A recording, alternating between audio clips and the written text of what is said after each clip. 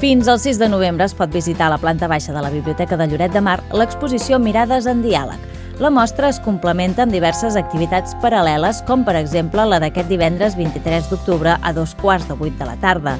Es tracta d'una xerrada de la comunitat catòlica titulada Laudato Si, una terra per a tothom.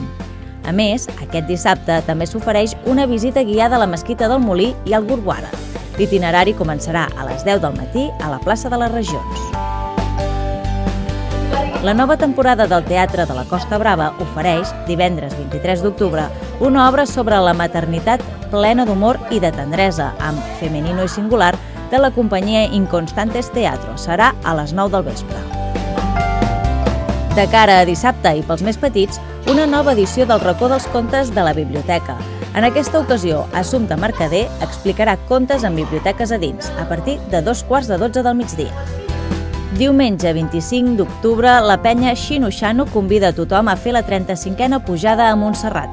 La sortida dels autobusos serà a les 7 del matí des del Museu del Mar i cal reserva prèvia. En el marc del programa Platea, el Teatre de Lloret ofereix diumenge a 5:15 de la tarda l'espectacle Alícia. Aquesta adaptació del clàssic de Lewis Carroll en castellà és de la companyia Saga Producciones. I finalment, una recomanació gastronòmica. Fins al 31 d'octubre, diferents restaurants de Lloret de Mar tenen menús especials amb motiu de les 13enes jornades gastronòmiques de la cuina del peix gelat.